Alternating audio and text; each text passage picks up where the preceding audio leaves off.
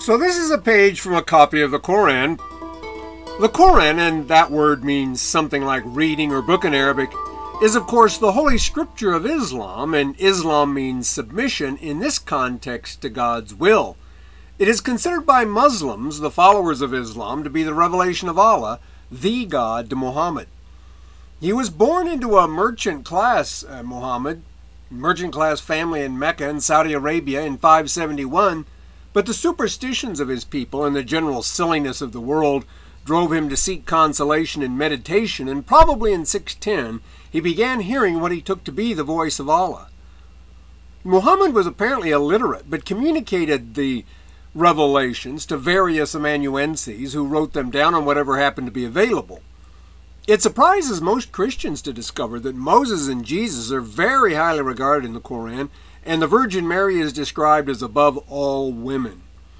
But as Islam sees it, Moses and Jesus, while authentic prophets, which makes the Hebrews and the Christians peoples of the book, in contradistinction, say, to the Hindus and Buddhists of the Far East, Moses and Jesus, though, while authentic prophets, did not receive God's final word, which was given instead to Muhammad, the last of the prophets.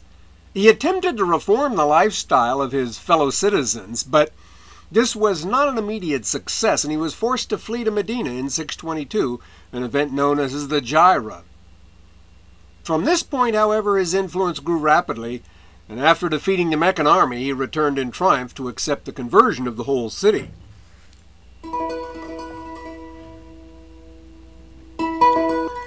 Muhammad died in 632, and Uthman, the third caliph, and that word means successor, put his stamp of approval on and may have himself helped edit an official edition of the book later in the century. Since the order in which the revelations were received was not clear, Uthman or the editors he put on the project arranged them simply by length, with the longest first. Islam is today far from the monolithic religion the West sometimes imagines it to be, and there are probably nearly as many various sects and points of view within it as there are within Christianity. Like the Bible, the Koran can be quoted to support almost any position. The 5 basic principles of Islam, the 5 pillars as they are called, are, however, held in common by most Muslims at least. One must believe that there is no God but Allah, and that Muhammad is his prophet. One must observe the holy month of Ramadan, the 9th month of the Islamic calendar, in which the Koran is said to have been revealed to Muhammad. One must pray 5 times a day toward Mecca, and one must contribute to charity and make a pilgrimage to Mecca at least once. This is the Kaaba now in Mecca, which the Koran says was built by Abraham and Ishmael, his son, and they are considered the ancestors of the Arab people and of Muhammad himself. Wrecked and rebuilt several times over the centuries, it's empty and is considered to be something like a symbol of pure monotheism. The most important part of it is the so-called black stone, said by some to have been given by Allah to Abraham as a symbol of his ineffable nature, by others to have been given to Adam. Some think it's a meteorite, which would perhaps account for the belief in its heavenly origin. I should mention before I forget it also that, of course, Arabic names have to be transliterated into the Latin alphabet, and you can find many spellings for some which can make the guy you're looking for hard to find in an index. Muhammad's name, for example, is sometimes spelled M-O-H-A-M-M-E-D, sometimes M-U-H-A-M-M-E-D, sometimes M-A-H-O-M-E-T,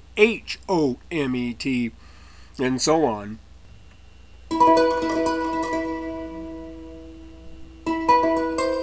Muhammad is buried in the Mosque of the Prophet in Medina, but several things that belong to him are now displayed in the Topkapi Museum in Istanbul.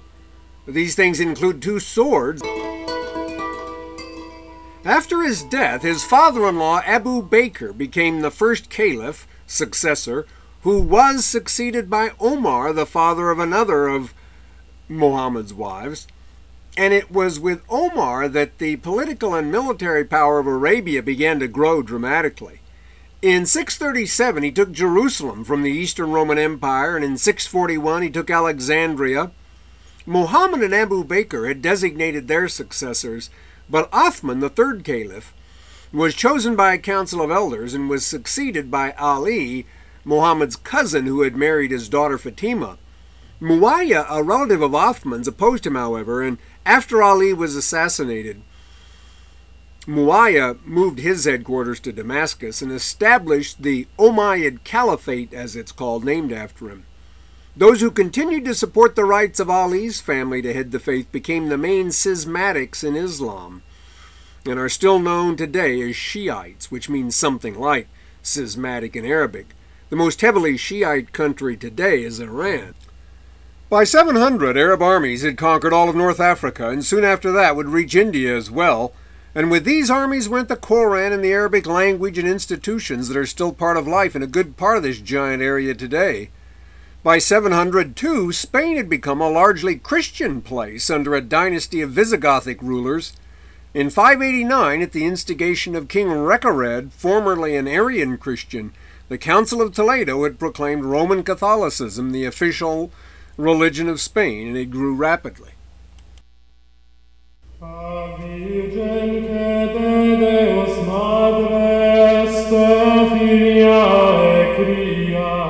Most of the pages of the history of the Visigothic kingdom of Spain are blank, though occasionally a name stands out, like that of Recesvinthus, who ruled Spain in the 7th century, and in whose day this church, San Juan Batista, or San Juan de Banos as it is sometimes called, was built near Palencia in 661. It's not much to look at, but it is probably the largest Visigothic relic surviving, and you should especially notice the horseshoe arch over the entrance, which predates the Moorish occupation by half a century.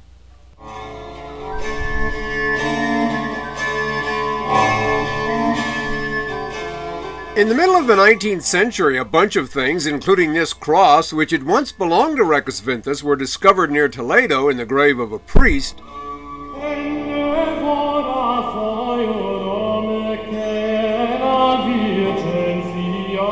These votive crowns, as they are called, were also part of the collection which was found and are now in the Cluny Museum in Paris. It's likely that Recesvinthus had donated them to the Cathedral of Toledo to be hung above the altar, but what the priest was doing with them, it's probably best not to ask.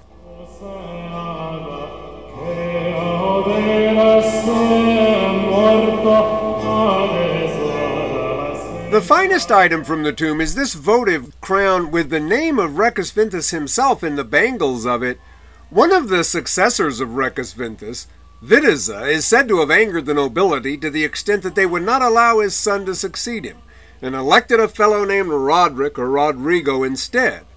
Rodrigo is said to have then seduced and abandoned the daughter of the powerful Count Julian, who went to North Africa and sought an alliance with Musa, the Arab governor thereof, in hopes of overthrowing Rodrigo, in conjunction with other defectors supporting the faction of Witiza's family.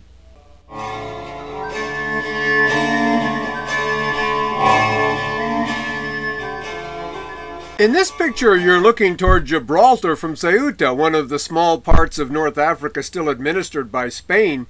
Musa may not have cared much about the honor of Julian's daughter, but conquest appealed to him, and in 711 he sent his general Tariq to begin the invasion, and Gibraltar is in fact named after this fellow, Jebel al-Tariq, or the Mountain of Tariq. Tariq's army, probably no more than 12,000 or so, was Arab-led, but made up mostly of native North African Berbers. The Romans called North Africans in general Maori, whence the names Morocco and Mauritania and Moor. The North Africans living to the far west were also called Berbers, meaning barbarians, because they spoke neither Latin nor Greek. Eventually, the term Moor came to refer to anyone who was either a Muslim or dark-skinned or both. So it's reasonable to call this the Moorish invasion, since the Berbers who made up most of the army were dark-skinned, compared to the Visigoths anyway, and they were Muslims. They were, however, neither sub-Saharan Africans nor a fortiori from Saudi Arabia.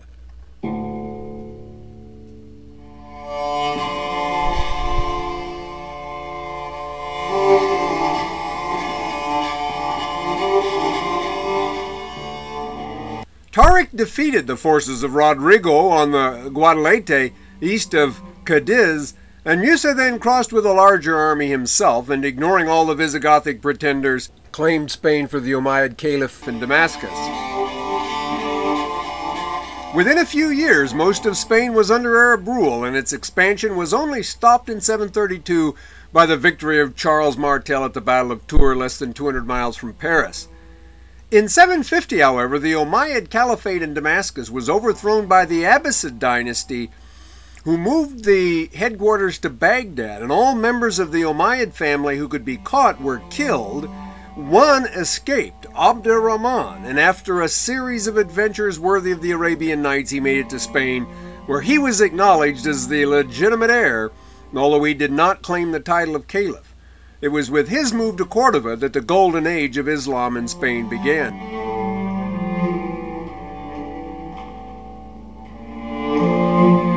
This is the Great Mosque now from the air. In the 16th century, after the Reconquista, a Christian church was built in the middle of the building, and the tower on the north side is also 16th century.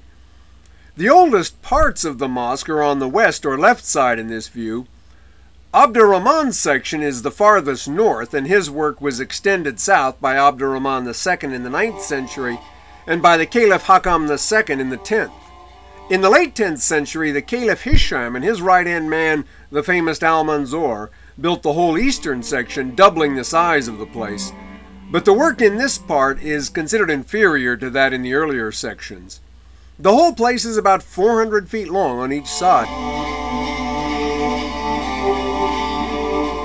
Of all the glories of medieval Cordoba, it is the only one which remains, and it is hard to know how many others there really were. Some modern Swadizan authorities like James Burke, and I should say many historians as well, accept without question the most incredible figures. That the population was 500,000 people, that the streets were paved and lit, that the library had 400,000 books, that there were 700 mosques, 300 baths, and so on.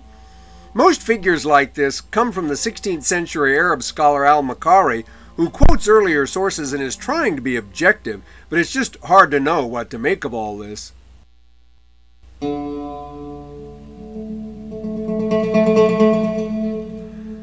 A more sober historian, John Crow, in his book Spain, the Root and the Flower, says we just have to take all such figures with a grain of salt, which isn't to say that Cordoba wasn't nevertheless the most impressive city by far west of Constantinople, which it almost certainly was for several centuries. Everyone agrees about that.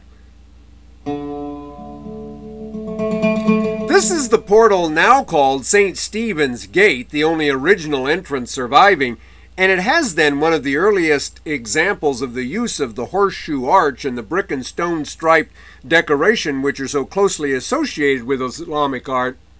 Since there are no certain earlier examples of this found in the Arab world before the invasion of Spain, however, and there are examples from Visigothic Spain, it may be that in fact the ideas for these things came from the latter. There was, in fact, a large Christian church where the mosque now is at the time of the invasion. In any case, the striped decoration and the horseshoe arch did become hallmarks of the Moorish style, of course. It is claimed, in fact, that the holy water stoup, now installed at the entrance to the mosque, survives from the original Christian Visigothic church. I'm calling it a mosque with reference to its original purpose. It's not, of course, a mosque now, except in an architectural sense.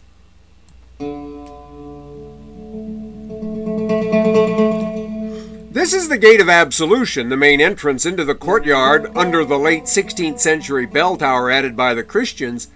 The gate itself was rebuilt after the Christian takeover and is then called Mudehar. A Mudehar was a Muslim who remained in Spain under Christian rule, and the term Mudehar is also applied to the Christian use of the Moorish style, such as you see it here in the arches. In fact, many of the best-known examples of what is called Moorish decoration in Spain were actually produced after the Christian takeover. The Alcázar in Seville, which we'll eventually see, is almost entirely Mudéjar. The mosque at Cordoba was built to a large extent using parts of pre-existing Roman buildings, many from Cordoba itself, which was a flourishing city as early as the 1st century AD when Seneca and Lucan were both born there. This is a Roman Corinthian capital, for example. However, some of the more than 500 columns used came from as far away as Pisa in North Africa. This is the interior of the mosque now.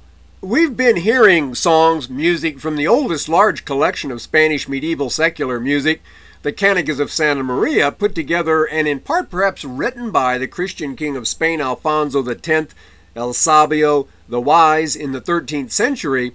We'll hear more about him next week. We know he had Arabic musicians at his court, but although a lot of the melodies sound Arabic to a modern ear, it's hard to know their real sources. Only in Europe did musical notation develop to a degree that allows us to attempt anything like a performance of music that's this early. And what Arabic music actually sounded like before its presumed influence on places like Spain is at best educated guesswork. It might seem strange to play songs about the Virgin Mary, like we've heard and like the one we're going to hear, in a former mosque, but it is a former mosque. It's a church now.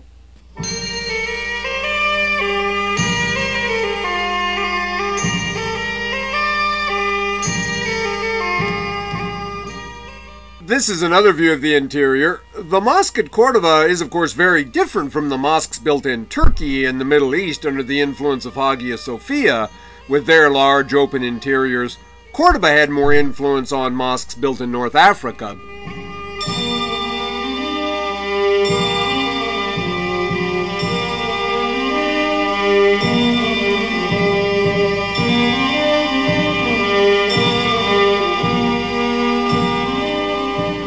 Here are more arches from the earliest section of the work. Cordoba also became one of the centers of Islamic scholarship in the Middle Ages, and both Averroes, the famous authority on Aristotle, who has his picture on the wall of one of the most important rooms in the Pope's palace, and Moses Maimonides, the great Jewish thinker, were born here in the 12th century. But the tolerant atmosphere prevalent in the earlier history of Islamic Spain began to change as Christian victories in the north became more threatening, and with the coming to power of the Almoravid and then the even more fanatical Almohad factions, both Averroes and Maimonides were eventually forced to leave the country.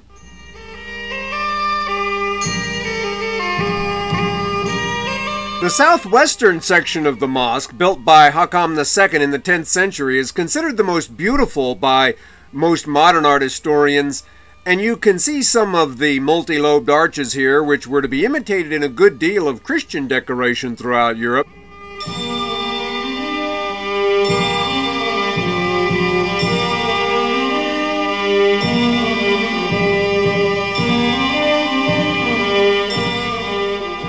In this picture, you're looking again through that part of the mosque toward the mihrab, which is part of what is called the Qibla wall on the side facing Mecca.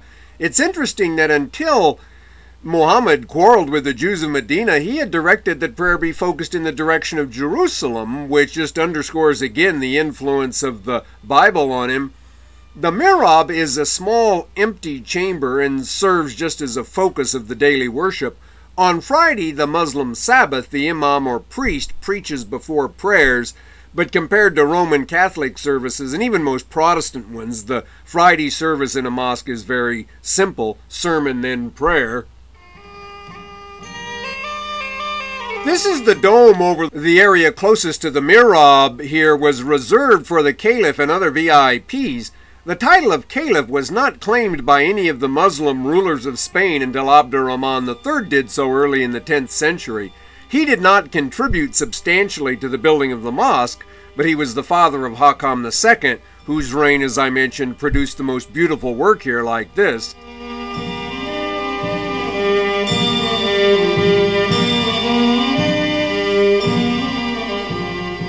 This is the entrance to the mihrab itself now. It was decorated with mosaics sent at Hakam's request, along with a professional mosaicist by the Eastern Roman Emperor Nicephorus II Phocas.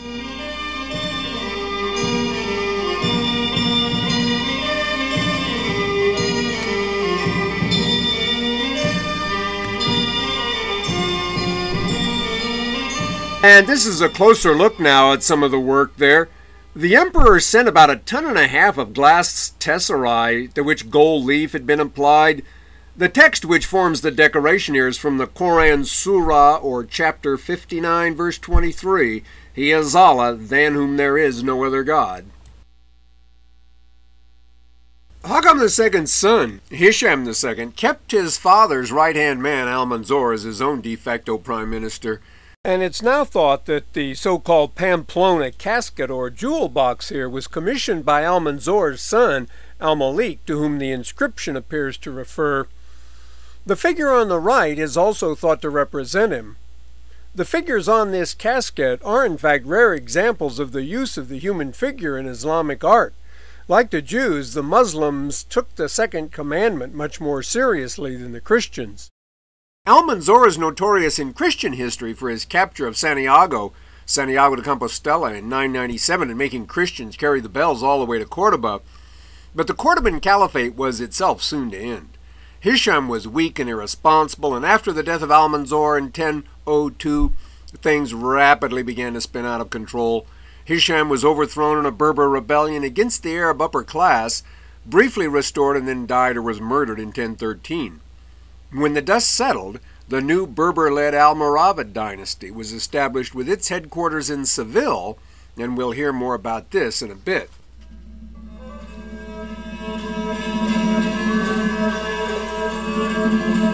About the only part of Spain to hold out successfully against the Muslims was mountainous Asturias in the extreme north. Near here at Covadonga in the Picos de Europa, it is said that the Christian hero Pelayo defeated the Muslims in 722, inflicting the first real defeat on the invaders since their arrival in Spain.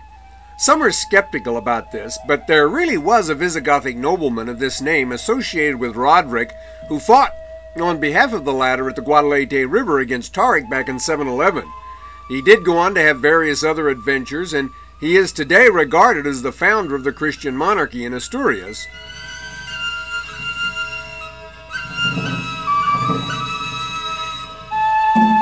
A colossal abbey begun in the 16th century now sits where this battle is said to have been fought and draws tens of thousands of pilgrims and tourists each year.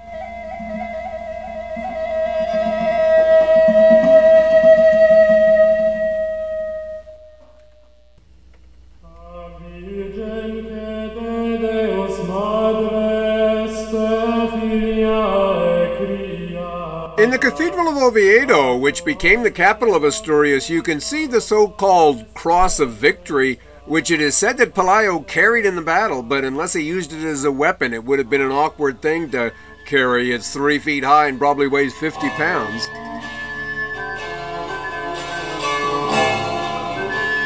This is a closer view of the center of it, which is decorated with motifs that might remind you of things we saw in Anglo-Saxon England.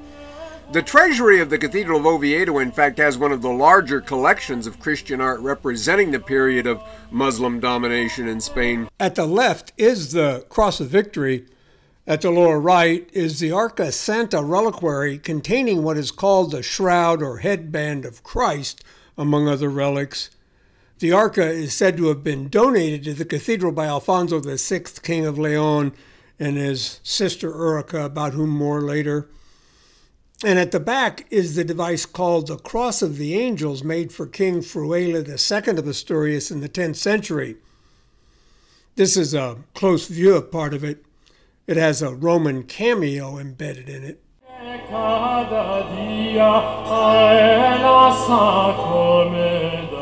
This casket decorated with agates in the treasury and was also made for Fruela II. It's about 1.5 feet long.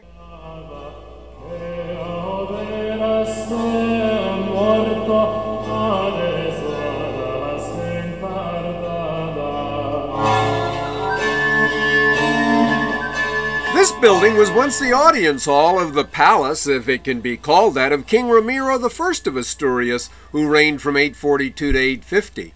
It is just northwest of Oviedo and was later made into the church of Santa Maria de Naranco. It is obviously in a different class altogether as architecture from the mosque under construction at this time in Córdoba we've seen, but it is considered the most important surviving Mozarabic building. The term Mozarabic refers to things made by Christians at the time of the Islamic hegemony in Spain. While we see a few of the other Mozarabic buildings that survive in northern Spain from this period, we'll hear a piece of the Mozarabic liturgy used in Christian Spain at this time. Like the Gallican and Ambrosian liturgies, it was eventually suppressed in the effort to make the Gregorian, the Roman liturgy standard for the whole Christian world. The use of the Mozarabic liturgy is allowed only in one chapel of the Cathedral of Toledo, out of respect for the heroism of the Christians who used it in the days when their backs were to the wall. It's from the gradual for the Easter service.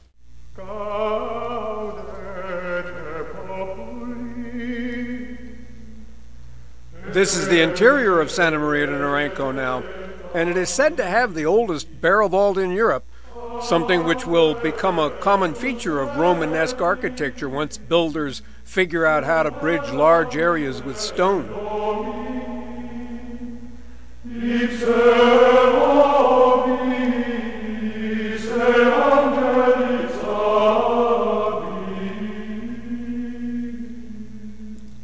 The little church of San Miguel de Lilo was originally the chapel of this palace.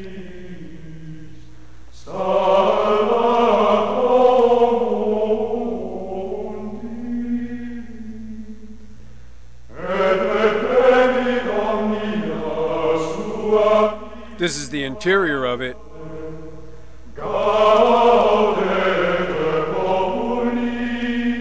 This is Santa Cristina de Lena, also built in the reign of Ramiro I and just south of Oviedo.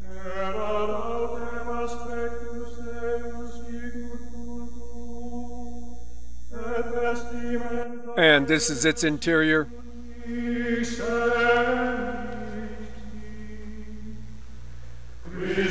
This is the church of San Salvador de Valdedios, east of Oviedo, built in the reign of King Alfonso III of Asturias and consecrated in 893.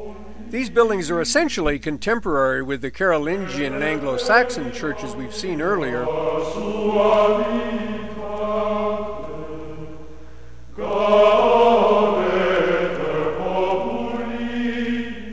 And this is the church of San Miguel de Escalada, which was built just outside León after the Christians had taken it from the Muslims during the reign of Ordoño II of Asturias in the early 10th century.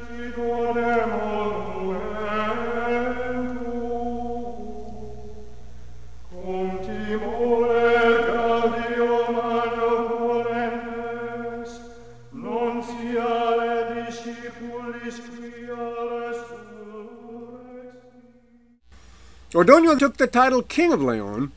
In 1000, Sancho the Great established himself as ruler of the Christian kingdom of Navarre in the Pyrenees, and by the time he died, he had seized control of most of Castile from Muslims and other Christians alike. One of his sons, Ferdinand, married Sancha, the daughter of the King of León, which he, Ferdinand, then also took over, making himself powerful enough to demand tribute from the Muslim rulers of places like Toledo and Zaragoza. To return to the church again, it's usually described as Mozarabic because most of Spain was still dominated by Islam. The horseshoe arches suggest Moorish influence, of course, but they could actually have been inspired by then still surviving Visigothic examples like Juan de Banos, which we saw earlier and which is only about 50 miles away. The son of Ferdinand, Alfonso VI, then won a fratricidal war with his brothers. Alfonso had been left León by Ferdinand. His older brother Sancho had been given Castile, and the younger Garcia had gotten Galicia, which included Asturias.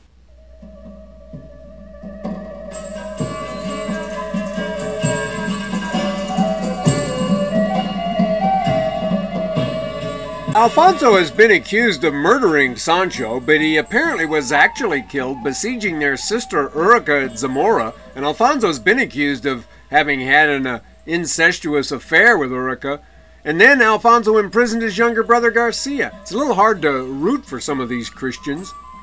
Anyway, in this fashion, Alfonso was able to reunite Castile, León, and the smaller territories which had been divided among them by their father. And it is with his reign that the Christians really turned the tide and put Islam on the defensive. In 1065, he took Avila, which you see here, and a year later, just as William the Conqueror was getting out of the boat on the beach at Pavence, he began building the famous wall around it, which still stands.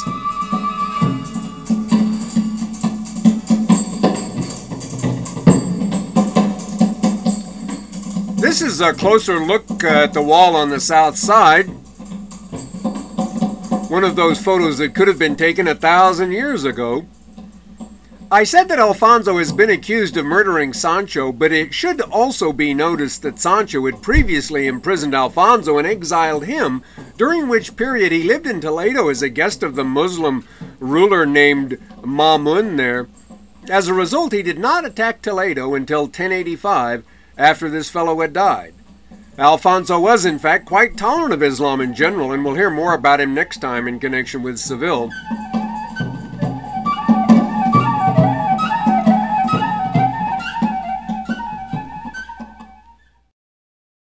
Alfonso VI is a very important and memorable figure in 11th century Spain, but he is eclipsed by the legendary Rodrigo Diaz de Vivar, known as El Cid, from the Arabic Sidi, meaning leader or lord, and his Campeador, the champion.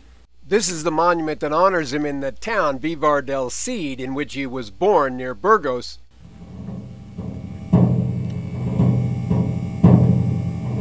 He is sort of the Spanish equivalent to King Arthur or Roland, but he's a much more historical figure than either of them. The primary source for what we know about him is the first great work in the history of the Spanish language, the poem of the Cid, written around 1140, apparently by a monk in Zaragoza, which was then still under Islamic control. In fact, because he was often at odds for one reason or another with Alfonso, he spent a good deal of his career fighting for Muslims, including the King of Zaragoza, against Christians and other Muslims. Even though, as I said, the Poema del Cid is apparently the work of a monk, El Cid is represented not so much as a Christian champion, but rather as a heroic soldier of fortune more concerned about glory and money than religion.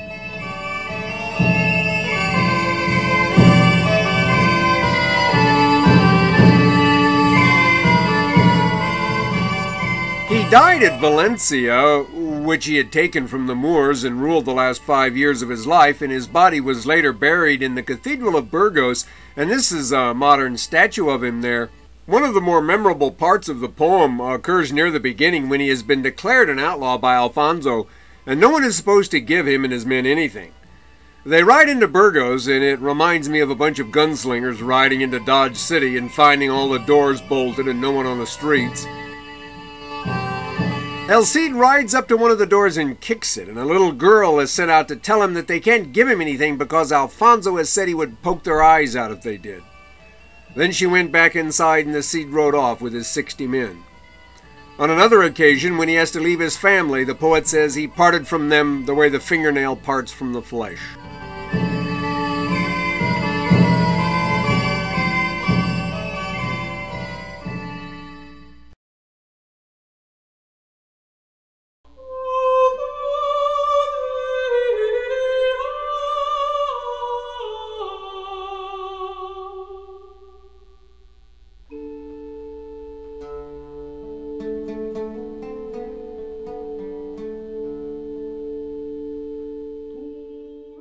When his one-time protector, Mamun, the Muslim ruler of Toledo, died, Alfonso, with the aid of El Cid, was able to take the city in 1085, and this marked a major psychological as well as military and political achievement because Toledo had been the capital of the old Visigothic Christian kingdom.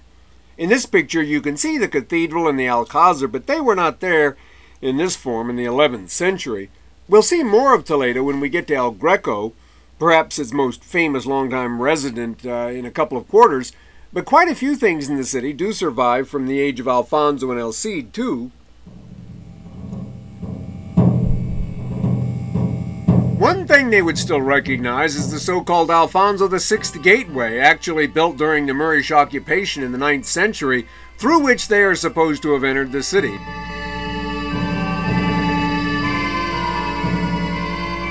By this time, as I mentioned earlier, the Almoravid Berbers had arrived in Spain, and the last couple of decades of Alfonso VI's long reign were taken up with none too successful attempts to maintain territory against them.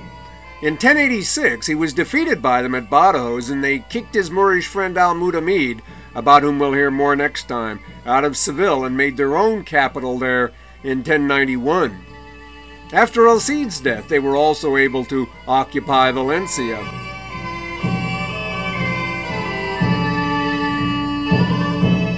Another piece of Moorish Toledo is the Valmerdon Gate that you see now, and which led to the inner city in the former mosque, now the Church of Cristo de la Luz, which was built in 999 on the site of an earlier Visigothic church.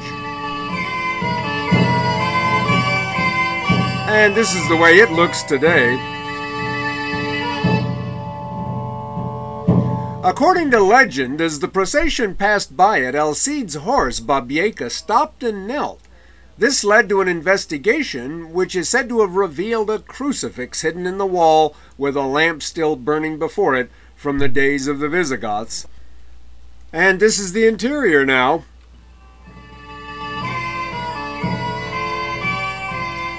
Okay, that's where we'll close this chapter. Next time we'll deal with the rest of the Reconquista and see Seville and Granada, and then hear about another Christian-Muslim conflict at the other end of the Mediterranean, the First Crusade. We'll also hear about the development of Romanesque architecture in Europe and see some famous monasteries.